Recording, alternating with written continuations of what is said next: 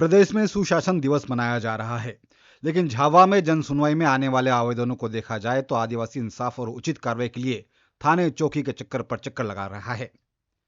SP office तक भी पहुंचते हैं, लेकिन उचित कार्रवाई नहीं हो पाती। यहां तक कि शिकायत के बाद चौकी थानों पर रिश्वत देनी होती है, तब जाकर आवेदन आगे बढ़ता है। ये आरोप लगाते हैं जन सुनवाई में आने वाले फरियादी। झावा एसपी ऑफिस में मंगलवार को होने वाली जन सुनवाई में बड़ी संख्या में आदिवासी वर्ग के लोग अपनी समस्या लेकर पहुंचते हैं। ये वे लोग हैं जो थाने चौकी के चक्कर लगा लगाकर थक जाते हैं, फिर जिले में एसपी की चौखट पर पहुंचते हैं, लेकिन यहां से भी केवल आश्वासन का झुंझुना मिलता है और शिकायत फाइलों में कहीं दबके रह जाती है। पेटलावद के डाबड़ी गांव की रहने वाली महिला अपनी बेटी के साथ जन सुनवाई में पहुंची। कुछ माह पहले ही बेटी की शादी पेटलावद के करवड़ के पास ठिकरिया गांव में करवाई थी। शादी के बाद पति और जेठ मजदूरी के लिए महाराष्ट्र ले गए। वहां से बेटी ने प्रताड़ित करने की बात बताई, खाना ठीक से नहीं देने और मारपीट की बात कही, जिसके बाद मां ने सारंगी चौकी पर शिकायत की। मां का आरोप है कि पुलिस ने उससे 5,000 रुपये लिए, तब जाकर बेटी उनके पास पहुंची। इसके बाद उनकी शिकायत है कि आरोपियों के खिलाफ अब तो कोई कार्रवाई नहीं की जा रही है। ये खाने पीने में भी आफत दे रहा है। तो यार रोई रही थी, तो बाई ये कीधो के कई वास्ते रोती है बच्ची, तो क्या मेरी मम्मी के से बात नहीं करवा देता, बात करवा के मोबाइल दो तो मारे कूटे ही। तो इन कारण पसे अनी सोरी है एक दूसरे का नहीं मोबाइल ले फोन पर खबर दी दी अमो के बा मार में या समस्या है नहीं, या मेरे को ले जाओ या नहीं ले जाओ तो मैं जान से या मरी जाऊंगा। इन्हें पसे खबर पड़ी अमो ने, ते अमाए मैं पसे रिपोर्ट डाली पुलिस ने कही, पुलिस से 5,000 रुपया लीधा मारा कंते, तब पुलिस लावी कणी जगह थी कणी था सारंगी पुलिस 5,000 रुपया दीदा तो पुलिस लाई ना लावी जैसा बयान देवाड्या के लीधा पासी जागा कि नहीं जागा आणि ये हुन लीधो के बाई मने पासी मेले नहीं गई आणि ये की दीधो कि हाँ आऊंगा न्यू करी ने पुलिस की दबाव से या वापस मारा कर निकल के आई। जन सुनवाई में पहुंचे रंगपुरा के रहने वाले अमर सिंह ने धोखाधड़ी के मामले में शिकायत झावा कोतवाली थाने पर की थी। वहां से कार्रवाई नहीं होने पर सीएम हेल्पलाइन में शिकायत की। थाना प्रभारी ने थाने पर बुलाकर जबरन शिकायत बंद करवा दी। अब ये आरोप अमर सिंह बारिया लगा रहे हैं। मामला जमीन की खरीद से जुड़ा हुआ है। 2022 में एक प्लाट 10 बाई 50 का सौदा किया था। रंगपुरा रोड विकलांग केंद्र के जस्ट सामने सुनीता पत्ती, मिठिया, कटारा और मेरी और हमारे बीच में अनुबंध हुआ था। 7,25,000 रुपये में सौदा तय हुआ था। 6,10,000 रुपये हमने दे दिए थे। फिर उन लोगों ने वह ज़मीन 18 लाख रुपए में किसी और को बेच दी और हमें न रुपए दे रहे हैं और न ज़मीन दी जा रही है। फिर हम लोगों ने बोला कि आप आओ घर पे बैठ करके अपन बात करें कि हमारे पैसों का क्या कर रहे हैं। तो उन लोगों ने बोला कि आप लोग घर पे आना शाम को, तो पैसों की बात करेंगे। फिर हम मेरी मिसेस के साथ में शाम को गए और हम लोगों ने बोला कि भैया क्या कर रहे हैं हमारा पैसों का। तो उन लोगों ने बोला कि काहे का पैसा चाहिए तुम्हें, और अपशब्द बोला, गालियाँ दी। और सुनीता के मिस्टर ने, मिठिया कटारा ने मेरे को फावड़ा ये यहाँ पे दे मारा।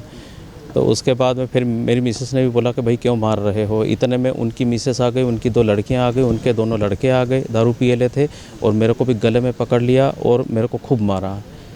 उसके बाद में तुरंत मैं थाने में गया मेरी मिसेस को लेकर के। तो वहाँ पर चौहान साहब थे, सब इंस्पेक्टर थे शायद। तो उन्होंने ना तो हमारी एफआईआर दर्ज करी ना कुछ नहीं, और हमने आवेदन दिया, उसकी रिसिप्ट भी नहीं दे रहे थे और सील लगा करके भी नहीं दे रहे थे। फिर हमने बोला भाई रिसिप्ट तो दो साहब, सील लगा करके दो। तो वो हमें डांटने लगे कि हम भी काम कर रहे हैं, फुर्सत में थोड़ी ना बैठे हैं, हम ये काम कर रहे हैं वो कर रहे हैं, दिख नहीं रहे हमको। रात की 12 बजे तक बिठाए रखा उन्होंने। उसके बाद में फिर जैसे तैसे करके हमने रिक्वेस्ट किया, तब सील लगा करके दिया।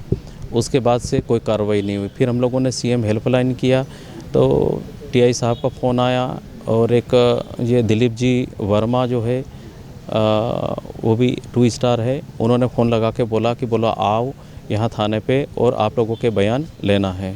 तो फिर हम लोग गए, मिसेस के साथ में गए। तो टीआई साहब ने ना एफआईआर दर्ज करी ना कुछ नहीं, न सामने वाली पार्टी को बुलाया। उन्होंने बोला कि कल बुला देंगे, ऐसा करके मेरे मोबाइल नंबर लिए। और अब हमें थोड़ी मालूम था कि ये जो है ओटीपी से सीएम हेल्पलाइन बंद करता है, हमको आइडिया नहीं था। मोबाइल नंबर लिया और ओटीपी मेरे मोबाइल से लिया, 2 जवान आगे खड़े हो गए और सीएम हेल्पलाइन ज़बरदस्ती बंद करवा दी। इसी तरह का एक और मामला थानला थाने का है। थानला थाने में आने वाले देवीगढ़ के पूर्व सरपंच अपनी पोती की गुमशुदगी को लेकर थाने में चक्कर लगा रहे हैं। मामला लड़की के घर से भाग जाने का था। आरोप है कि थानला थाने पर पहले 5,000 रुपए लिए, तब जाकर लड़की लेकर पुलिस आई। दोबारा कुछ गुंडे के साथ युवक लड़की को दोबारा उठा ले गया।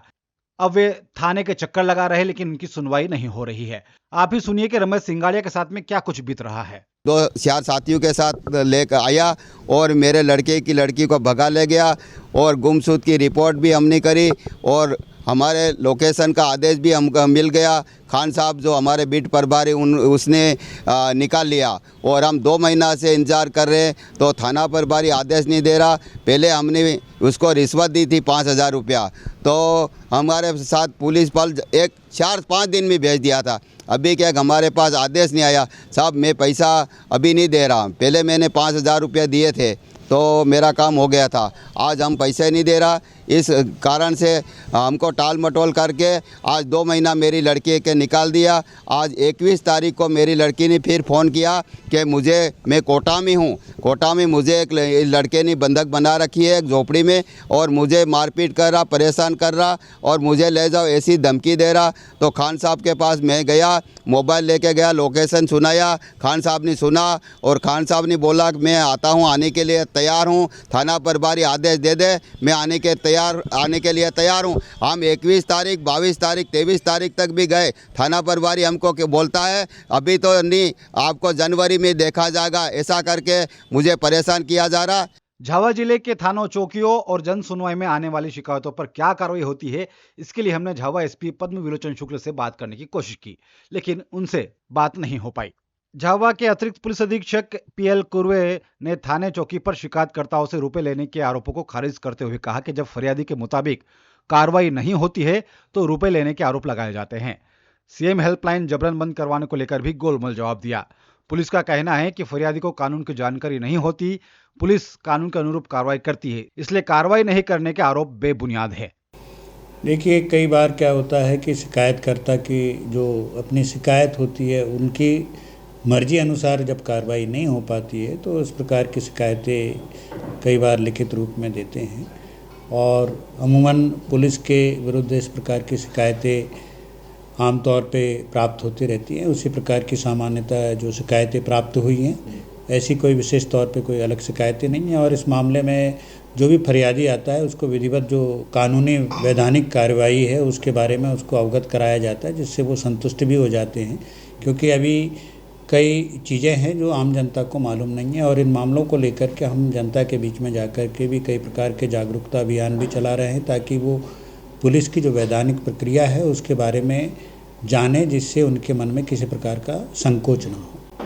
जी हाँ, मेरे पास में आया था आवेदक को बुला करके जो बात उनने समझाया था, शिकायत बंद करने का जो तरीका रहता है उसी हिसाब से शिकायत बंद की गई थी उसके द्वारा। एक्चुअल में उसका क्या है कि किसी से लेन देन का मामला है और लेन देन के मामले में उसके द्वारा पुलिस को ये कहा जा रहा था कि मेरे पैसे दिलाए जाएं, क्योंकि मामला लेन देन का था, इसलिए उसमें पैसे दिलाने वाली कोई जो कार्रवाई है उसके संबंध में उसके पास किसी प्रकार के विधिवत कागजात थे नहीं कि उसने उसको पैसे दिया है या नहीं दिया है। इस वैधानिक कार्रवाई के बारे में पुलिस ने उसको अवगत कराया था, जिससे वो समझ नहीं पाया था, इसलिए उसके द्वारा जो है पुलिस के विरुद्ध इस तरह की शिकायतें बताई गई थी। आज वो मेरे सामने उपस्थित हुआ था, उसे जब मैंने इस तरह की जो बातें समझाई तो उस बात से वो फरियादी आरोप लगा रहे हैं कि थाने चौकी पर रुपए लिए जाते हैं, लेकिन पुलिस मामले की कोई जांच या कार्रवाई की बात करने के बजाय थाने चौकी की पुलिस को क्लीन चिट दे रही है। फरियादी शिकायत लेकर हर मंगलवार को झावा मुख्यालय पर अपनी शिकायत लेकर पहुंचते हैं, इसी उम्मीद के साथ कि थाने चौकी पर जब कार्रवाई नहीं होती तो एसपी ऑफिस पहुंचने पर उनकी शिकायत को सुना जाएगा। लेकिन शिकायत यहां फाइलों के बीच में दब जाती है, कार्रवाई और जांच के बीच घूमती रहती है।